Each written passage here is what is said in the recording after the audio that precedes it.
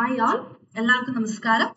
നമ്മുടെ ഈ സെഷനിൽ നമ്മൾ നോക്കാൻ പോകുന്നത് പാരാജിമ്പിൾസ് ആണ്. ഓക്കെ, അപ്പൊ എന്താണ് പാരാജിമ്പിൾസ് അല്ലെങ്കിൽ നമുക്ക് വളരെ ഇമ്പോർട്ടന്റ് ആയിട്ടുള്ള ടോപ്പിക് ആണ്.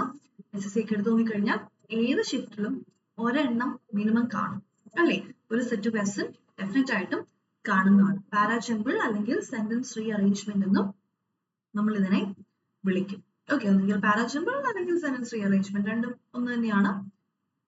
ഓക്കെ, അപ്പൊ നമുക്ക് എന്താണ് ഈ പാരാജിമ്പിൾ അല്ലെങ്കിൽ സെന്റൻസ് റീ അറേഞ്ച്മെന്റ് എന്താണെന്നൊന്ന് നോക്കാം. എന്നിട്ട് നമുക്ക് നമ്മുടെ സെഷൻ സ്റ്റാർട്ട് ചെയ്യാം. ഓക്കെ, ഇന്ന് കുറച്ച് ക്വസ്റ്റ്യൻസ് വളരെ ഈസി ആയിട്ടുള്ള കുറച്ച് ക്വസ്റ്റ്യൻസ് നമ്മൾ ചെയ്യുന്നുള്ളൂ. അപ്പൊ വാട്ട് ഈസ് എ പാരാജിമ്പിൾ? എന്താണ് ഒരു പാരാജിമ്പിൾ? അപ്പൊ അതിന് മുമ്പായിട്ട് എന്താണ് പാരാജിമ്പിൾ? നമ്മുടെ ഈ ഒരു ക്വസ്റ്റ്യൻ നമുക്ക് അങ്ങനെ ഉണ്ടാകാനുള്ള ചാൻസ് വളരെ കുറവാണ്. അങ്ങനത്തെ ക്വസ്റ്റ്യൻസ് വരില്ല. നമുക്ക് അതിന്റെ ആപ്ലിക്കേഷൻ അല്ലെങ്കിൽ ഒരു ക്വസ്റ്റ്യൻ തന്നിട്ട് നമ്മൾ ചെയ്യാനാണ് വരുന്നത്. പക്ഷെ എന്നാലും എന്താണ് പാരാജിമ്പിൾ ഇതൊക്കെ നമ്മൾ കറക്റ്റ് ആയിട്ട് അറിഞ്ഞിരിക്കണം. എങ്കിൽ മാത്രമേ നമുക്ക് ക്വസ്റ്റ്യൻസ് കിട്ടുന്നത് സോൾവ് ചെയ്യാനായിട്ട് പറ്റുള്ളൂ. ഓക്കെ, നമുക്ക് നോക്കാം. As the name indicates, a parajumble is a paragraph sentences of which have been jumbled. ഒരു പാരഗ്രാഫ് ആയിരിക്കും. ആ പാരഗ്രാഫിലെ സെന്റൻസ് ഒക്കെ ജംബിൾഡ് ആയിട്ട്, അതായത് ഓർഡർ മാറിയിരിക്കും കിടക്കുന്നത്. You need to read all the jumbled sentences and come up with the right order. ആ sentence നമ്മളിപ്പോ ഒരു 5 സെന്റൻസ് ആയിരിക്കാം ചിലപ്പോൾ തരുന്നത്, അല്ലെങ്കിൽ 4 സെന്റൻസ് ആയിരിക്കാം. 4 വായിച്ചിട്ട് നമുക്കൊരു ഐഡിയ കിട്ടും. അപ്പൊ ഇത് കറക്റ്റ് ആക്കി ആ ഓർഡറിൽ കൊണ്ടുവരുമ്പോൾ ഒരു മീനിങ് ആയിട്ടുള്ള ഒരു പാരഗ്രാഫ് നമുക്ക് അവിടെ കിട്ടും. അതിനാണ് പാരാജിമ്പിൾ, അല്ലെങ്കിൽ അങ്ങനെ എടുക്കുന്നതാണ് പാരാജിമ്പിൾ എന്ന് പറയുന്നത്. ഓക്കെ, ഇനി this order should make sense, should have a logical flow and should be coherent. അതായത് നമുക്ക് വെറുതെ ഒരു 4 സെന്റൻസ് കിട്ടിയിട്ട് നമ്മൾ അവിടെ ഇവിടെയൊക്കെ നമുക്ക് വെറുതെ പെറുക്കി വെക്കാൻ പറ്റില്ല അല്ലെ? അതിനൊരു ലോജിക്കൽ സെൻസ് ഉണ്ടായിരിക്കണം. അത് കറക്റ്റ് ആയിട്ട് കണ്ടിന്യൂസ് ആയിട്ട് ഒരു സെന്റൻസിൽ നിന്ന് വെറുതെ നമ്മളൊരു കാര്യം പറയുന്നു പെട്ടെന്ന് നമുക്ക് ജമ്പ് ചെയ്ത് അടുത്തതിലേക്ക് പോകാൻ പറ്റില്ല. അതിനൊരു കണ്ടിന്യൂവേഷൻ ഉണ്ടാകണം, കോഹിറന്റ് ആയിരിക്കണം അല്ലെ? Yes, in other words parajumble are like a jigsaw puzzle and you need to carefully put the right piece at the right place.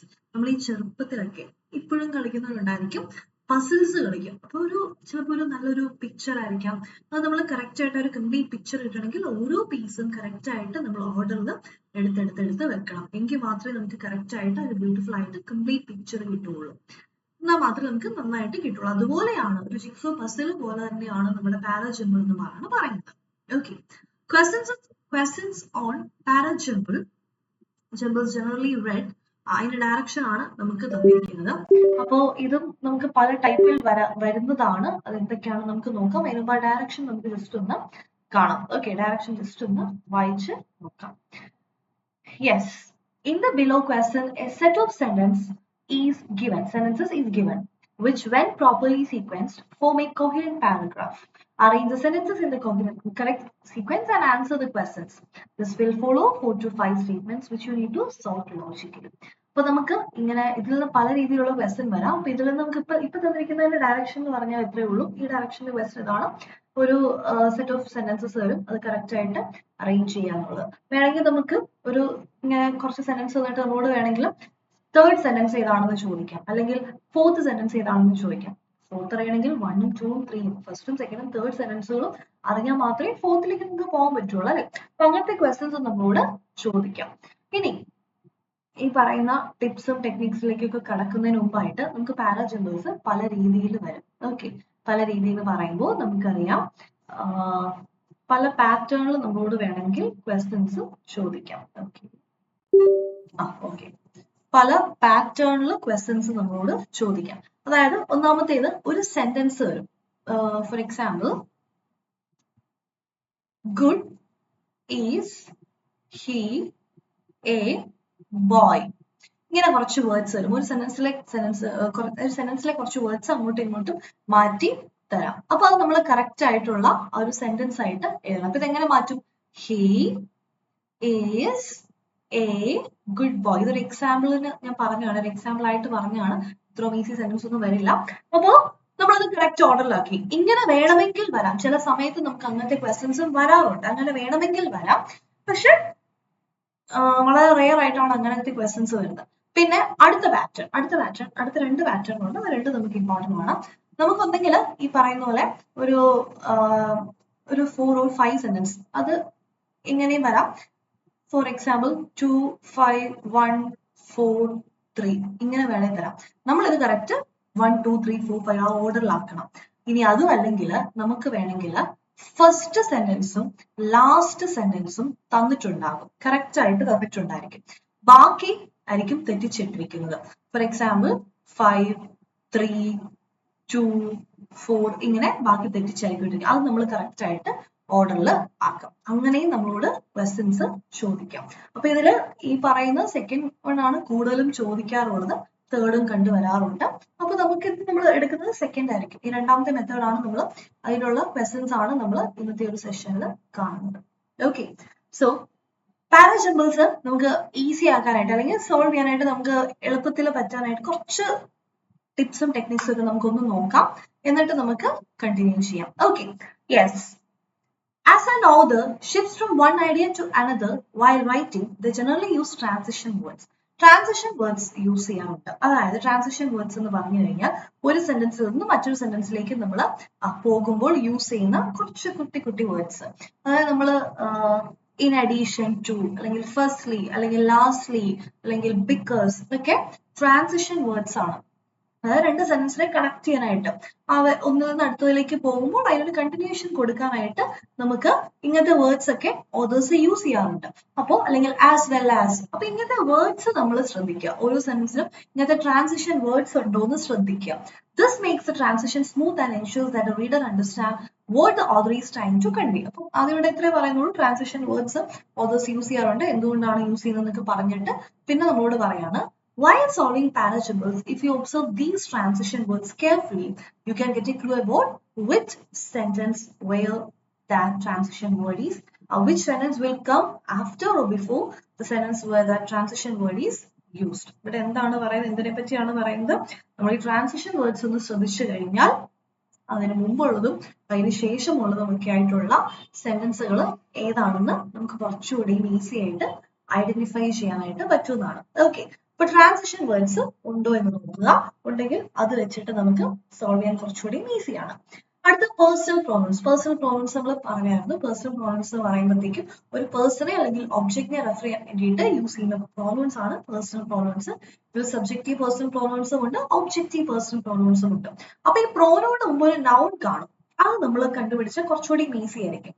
Examples of personal pronouns are she, her, he, him, it, they, them, etc. Whenever these personal pronouns are used, this means that there is some reference to a person, place or thing in that very sentence or the preceding sentence. ഒരു personal pronoun അവിടെ use ചെയ്ത് കണ്ടിട്ടുണ്ടെങ്കിൽ അതിന്റെ അർത്ഥം ആ ഒരു സെന്റൻസിൽ അല്ലെങ്കിൽ അതിന് തൊട്ട് മുമ്പുള്ള സെന്റൻസിൽ ഒരു പേഴ്സണെ പറ്റി അല്ലെങ്കിൽ ഒരു പ്ലേസിനെ പറ്റിയിട്ട് അല്ലെങ്കിൽ ഒരു സ്ഥലത്തെ പറ്റിയിട്ടൊക്കെ പറഞ്ഞിട്ടുണ്ട്, അല്ലെങ്കിൽ ഒരു നൗൺ യൂസ് ചെയ്തിട്ടുണ്ട്. അപ്പൊ ഈ നൗണും പ്രോനൗണും തമ്മിലുള്ള ആ ഒരു റിലേഷൻ കണ്ടുപിടിച്ചാൽ കുറച്ചുകൂടി ഈസി ആയിരിക്കും. ഇതൊക്കെ കുറച്ച് ടെക്നിക്സ് ആണ് കേട്ടോ. നമ്മൾ കുറച്ച് ചെയ്ത് വരുമ്പോഴത്തേക്കും നമുക്ക് ഇതിന്റെ ഒന്നും ആവശ്യം വരില്ല, ഈസി ആയിട്ട് എല്ലാം ചെയ്യാൻ പറ്റും. Then demonstrative pronoun. Demonstrative pronoun എന്ന് പറഞ്ഞാൽ 4 എണ്ണമാണ് നമുക്കുള്ളത്. This, that, these, those. Okay, thisഉം thatും സിംഗുലർ ആണ്, these-ഉം those-ഉം പ്ലൂറൽ ആണ്. thisഉം these-ഉം അടുത്തുള്ളവരെ കാണിക്കാനായിട്ട് യൂസ് ചെയ്യുന്നു, thatും those-ഉം ദൂരെ ഉള്ളവരെ കാണിക്കാനായിട്ട് യൂസ് ചെയ്യുന്നു. ഡെമോൺസ്ട്രേറ്റീവ് pronouns ഈ 4 എണ്ണമാണ് ഉള്ളത്. Just like personal pronouns, demonstrative pronouns give a hint to the noun or a noun phrase which was used in that very sentence or the preceding sentence. This will help you in connecting the preceding sentence with the sentence where the demonstrative pronoun is used. നേരത്തെ പറഞ്ഞതുപോലെ തന്നെ ഈ നൗണിന്റെയും പ്രോനൗണിന്റെയും പോലെ തന്നെ ഈ പറയുന്ന demonstrative പ്രോനൗൺസിനും importance ഉണ്ട്. അപ്പൊ അത് കണ്ടുപിടിച്ച് അതും സോൾവ് ചെയ്യാനായിട്ട് ശ്രദ്ധിക്കാം.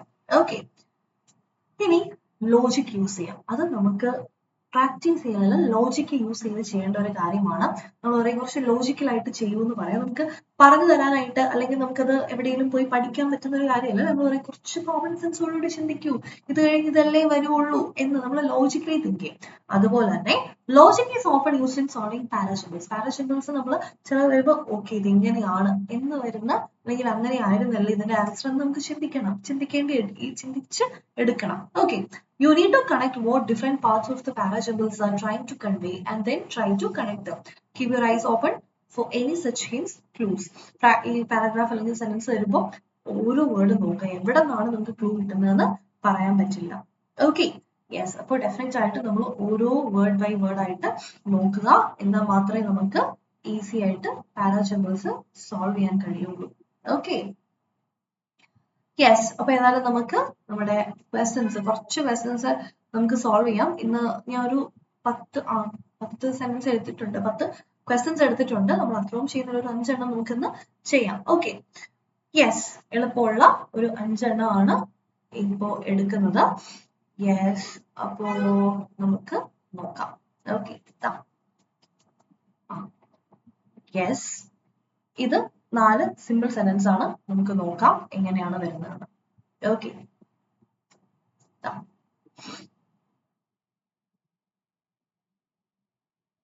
however, there is another side to the story.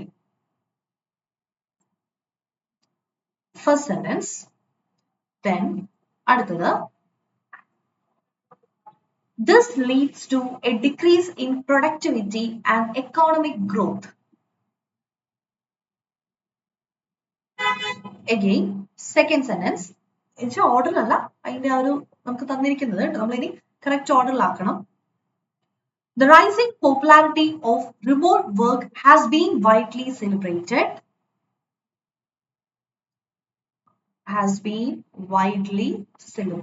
Okay. അപ്പോ 3 ചിലപ്പോൾ നമുക്ക് തന്നിരിക്കുന്നത് കറക്റ്റ് ഓർഡറിലായിരിക്കും, പക്ഷെ അത് വളരെ ചാൻസ് കുറവാണ്, അങ്ങനെ കിട്ടാനായിട്ടുള്ള ചാൻസ് കുറവാണ്. എന്നിരുന്നാലും നമുക്ക് ലക്ക് ഉണ്ടെങ്കിൽ, പക്ഷെ ലക്ക് ഉണ്ടായിട്ട് അങ്ങനെ കിട്ടിയിട്ട് കാര്യമില്ല, നമുക്കത് കറക്റ്റ് ഓർഡർ ആണെന്ന് മനസ്സിലാവുകയും വേണം. അങ്ങനത്തെ ക്വസ്റ്റ്യൻസ് ചോദിക്കുന്നത് കറക്റ്റ് ഓർഡറിലായിരിക്കും ഓൾറെഡി പാസേജ് വന്നിരിക്കുന്നത്. അപ്പോൾ അവിടെ ചോദിക്കുന്നത് തേർഡ് സെന്റൻസ് ഏതാണെന്ന് ചോദിക്കും, നമ്മൾ കറക്റ്റ് കുത്തി വേറെ ഏതെങ്കിലും എഴുതും, പക്ഷെ തന്നിരിക്കുന്നത് ചിലപ്പോൾ കറക്റ്റ് ഓർഡറിലായിരിക്കും. അങ്ങനെ വന്നിട്ടുണ്ട് കേട്ടോ. ഓക്കെ, എനിവേ, അടുത്ത sentence. Many companies have embraced remote work as a permanent solution. Okay, അപ്പോ 4 സെന്റൻസ് ആണ് നമുക്ക് ഇവിടെ തന്നിരിക്കുന്നത്. Okay, yes, okay. So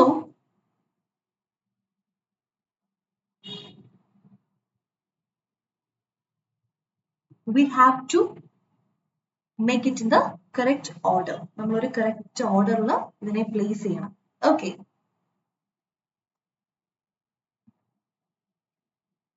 so first of all we have to arrange those sentences in a correct order so that we can get a meaningful paragraph. Yes, so നമ്മൾ arrange ചെയ്യാൻ പോവുകയാണ്. Okay, arrange in the correct order. Okay, അപ്പൊ ഈ 4 sentences നമുക്ക് എങ്ങനെ വരും എന്നൊക്കെ നമുക്ക് നോക്കാം. Okay, so first one, however, there is another side to the story. Okay, this lead to decrease in productivity and economic growth. ഈ this എന്ന് പറയുന്നത് അത് എന്തിനെ പറ്റിയിട്ടാണ് നമുക്കറിയില്ല, ആ this നമ്മൾ കണ്ടുപിടിക്കണം. അപ്പൊ അത് ഫസ്റ്റ് സെന്റൻസ് അല്ല. The rising popularity of remote work has been widely celebrated. Many companies have embraced remote work as a permanent solution. Okay, ഇപ്പൊ എത്ര നമുക്ക് കിട്ടി, നമുക്ക് ഇതിനെ കറക്റ്റ് ഓർഡറിലാക്കണം. അപ്പൊ ഏത് വരും, ആദ്യത്തെ ഫസ്റ്റ് സെന്റൻസ് എന്താണ്, the rising popularity of remote work has been widely celebrated. ഇതാണ് നമ്മുടെ ഫസ്റ്റ് സെന്റൻസ് എന്ന് പറയുന്നത്. ആൻഡ് അടുത്തത് വരുന്നു, many companies have embraced remote work as a permanent solution. അടുത്തത് ഓക്കെ, ഇനി പറയാണ് സെക്കൻഡ് സെന്റൻസ് എത്തി, എന്നിട്ട് പറയാണ് many companies have embraced remote work as A permanent solution. എന്നിട്ട് പറയാണ് പക്ഷെ ഇതിന് ഒരു അനദർ സൈഡ് ഉണ്ട്, ഈ സ്റ്റോറിക്ക് ഒരു അടുത്ത സൈഡും കൂടി ഉണ്ട്. However there is another side to the story. അപ്പോ ആ സ്റ്റോറിയുടെ അടുത്ത സൈഡ് എന്താണ്, ഈ ഒരു shift leads to a decrease in productivity and economic growth. കണ്ടോ, ഇതാണ് കറക്റ്റ് ആയിട്ടുള്ള ഓർഡർ. അപ്പൊ ഇതിന്റെ ഓർഡർ എന്താണ്, ഞാൻ ഓപ്ഷൻസ് കൊടുക്കാണ്ടിരുന്നത് അതുകൊണ്ടാണ്. സി ഡി എ ബി, ഇതാണ് കറക്റ്റ് ഓർഡർ. അപ്പൊ ഇതിന് തേർഡ് സെന്റൻസ് ഏതാണെന്ന് കണ്ടുപിടിക്കാൻ പറയാൻ നമുക്ക് കുറച്ചുകൂടി ഈസി ആണ് അല്ലേ. യെസ്, അടുത്തതിലേക്ക് നമുക്ക് പോകാം. Okay, moreover, the prevalence of social media platforms has facilitated the spread of misinformation. Okay, so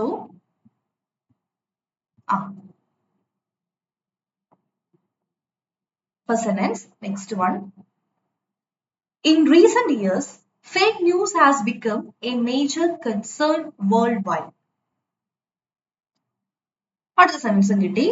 അടുത്തത് fake news can have serious consequences, including influencing elections and inciting violence. Okay, അടുത്തത് the rapid dissemination of false information can deceive and mislead the public. Okay, അപ്പൊ ഇത് ആണ് നമുക്ക് correct ആയിട്ട് അല്ലെങ്കിൽ correct ഒരു ഓർഡറിലാക്കാനുള്ള sentences അല്ലെ. ഈ 4 എണ്ണമാണ്. നമുക്ക് നോക്കാം ഇതിന്റെ കറക്റ്റ് ഓർഡർ എന്താണ്. മോർ ഓവർ എന്ന് പറഞ്ഞ് സ്റ്റാർട്ട് ചെയ്യില്ല. ഓൾറെഡി എന്തെങ്കിലും കാര്യങ്ങൾ അതിനെ പറ്റി പറഞ്ഞിട്ടുണ്ടാകും, എന്നിട്ടേ ഈ മോർ ഓവർ വെച്ച് അവർ കൊണ്ടുവരുള്ളൂ. അപ്പൊ മോർ ഓവർ ഫസ്റ്റ് അത് എന്തോ ഒരു സ്റ്റോറി പറഞ്ഞിട്ട് പിന്നെയാണ് ഈ മോർ ഓവറിനെ പറ്റി പറയുന്നത്. മോർ ഓവർ അത് മാത്രമല്ല എന്ന് പറഞ്ഞ് പറയാം. സോ അത് ഫസ്റ്റ് സെന്റൻസ് അല്ല. ഓക്കെ, ഇനി in recent years fake news has become A major concern world wide. അത് ഫസ്റ്റ് സെന്റൻസ് ആകാൻ ചാൻസ് ഉണ്ട്. കാരണം എന്താണ്? യെസ്, അതിന്റെ കാരണം എന്താണ്? അതായത് ഒരു പുതിയ ടോപ്പിക്കിലേക്ക് എടുക്കുവാണ് അല്ലെ. ഇനി fake news can have serious consequences, including influencing elections and inciting violence. The rapid dissemination of false information can deceive and mislead the public. അപ്പൊ എയും ഡിയും അല്ല. ഓക്കെ, ഇനി ബി ആണോ സി ആണോ നമുക്ക് നോക്കാം. First one. ഓക്കെ, ആദ്യത്തേത് എന്താണ് നമുക്ക് നോക്കാം. In recent years, fake news has become a major concern worldwide. ഏറ്റവും ആദ്യത്തെ സെന്റൻസ് ആയിട്ട് നമ്മളോട് പറയുവാണ് റീസെന്റ് ആയിട്ട് ഫേക്ക് ന്യൂസ് എന്ന് പറയുന്നത് ലോകത്ത് മുഴുവൻ ഒരു കൺസേൺ ആയിട്ട് മാറിക്കൊണ്ടിരിക്കുകയാണ്. സോ ബി ആണ് ഫസ്റ്റ് സെന്റൻസ് എന്ന് പറയുന്നത്. ഓക്കെ, ഇനി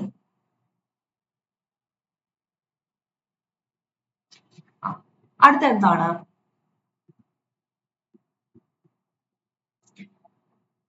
ഫേക്ക് ന്യൂസിന്റെ കോൺസിക്വൻസസ് പറയുവാണ്.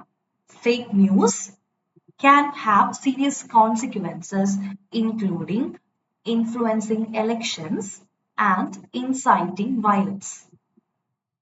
Okay, അതിനു മുമ്പായിട്ട് നമ്മുടെ അടുത്ത് പറയുന്ന ഒരു സെന്റൻസ് ഉണ്ട്. കൺസേൺ വേൾഡ് വൈഡ് ഒരു കൺസേൺ ആണെന്ന് പറഞ്ഞിട്ട് പറയുവാണ് the rapid dissemination of false information. False information can deceive and mislead public. പബ്ലിക്കിനെ മിസ്ലീഡ് ചെയ്യാനും ഡിസീവ് ചെയ്യാനും ഒക്കെ ആയിട്ട് കാരണം ആകുന്നു എന്ന് പറയുന്നു. എന്നിട്ട് അടുത്ത സെന്റൻസിലേക്ക് പോവുകയാണ്. ഫേക്ക് ന്യൂസ് അത് എങ്ങനെയൊക്കെയാണ് എന്ന് പറയുവാണ്. Fake news can have serious consequences. കൂടുതൽ കോൺസിക്വൻസസ് ഉണ്ടാകാൻ ചാൻസ് ഉണ്ട്, including influencing elections and inciting violence. And last പറയാണ് moreover the prevalence of social media platforms has facilitated the spread of misinformation. BDCA. Okay, അടുത്ത നമുക്ക് നോക്കാം. Yes, അടുത്ത question നമുക്ക് നോക്കാം. On the other hand, some argue that technology is detrimental to human interaction. Okay. അപ്പോ ഒരു നമ്മൾ മുമ്പേ കാണാത്ത അല്ലെങ്കിൽ ഒരു ഡിഫറെന്റ് ആയിട്ടുള്ള ഒരു പാസേജ് ആണിത്. ഓക്കെ, നമുക്ക് നോക്കാം. On the other hand, some argue that technology is detrimental to human interaction. Okay, അടുത്ത sentence. They claim that people are becoming increasingly isolated and reliant on digital communication. Next sentence. Technological advancements have revolutionized the way we connect and communicate.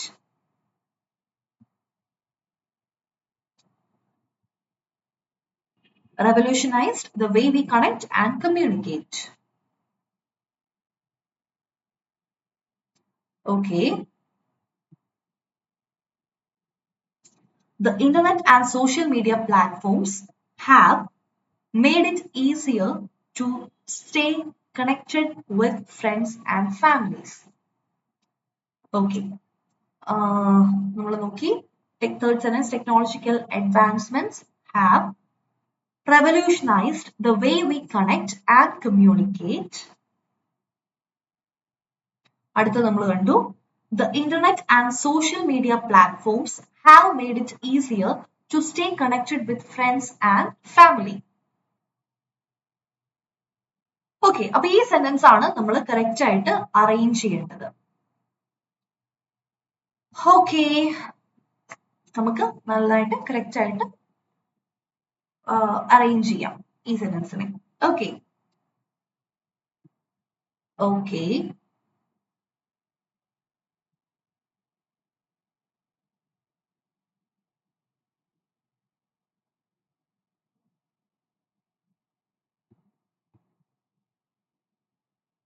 Yes, ഒന്ന് നോക്കിക്കേ എന്ത് വരും, എങ്ങനെ വരും എന്നൊക്കെ നമുക്ക് നോക്കാം. On the other hand, some may argue that technology is detrimental to human interaction. ഇവിടെ on the other hand എന്ന് പറയുന്നു. അപ്പം ഇതൊരു ട്രാൻസിഷൻ വേർഡ് ആണ്, അതിന് മുമ്പ് എന്തോ വന്നിട്ടുണ്ട്, അതെന്താണ് നമുക്ക് കണ്ടുപിടിക്കണം. They claim that people are becoming increasingly isolated and reliant on digital communication. Arrow claim ചെയ്യുന്നു. അപ്പൊ അതിന് മുമ്പ് ഒരു സെന്റൻസ് ഉണ്ട്, അതേതാണ് നമുക്ക് നോക്കാം. Technological advancements have revolutionized the way we connect and communicate. Okay, the internet and social media platforms have made it easier to stay connected with friends and family. CODO ആണ് correct ആയിട്ട് first order കൊണ്ടുവരും, അല്ലെങ്കിൽ ആദ്യത്തെ ഒരു sentence എന്ന് പറയുന്നത് C അല്ലെങ്കിൽ D ആണ്. ഓക്കെ, നമുക്ക് നോക്കാം. Technological advancements have revolutionized the way we connect and communicate. അതാണോ? The internet and social media platforms have made it easier to stay connected with friends and family. ഏതാണ് correct? അല്ലെങ്കിൽ first answer, first sentence ഏതാണ്?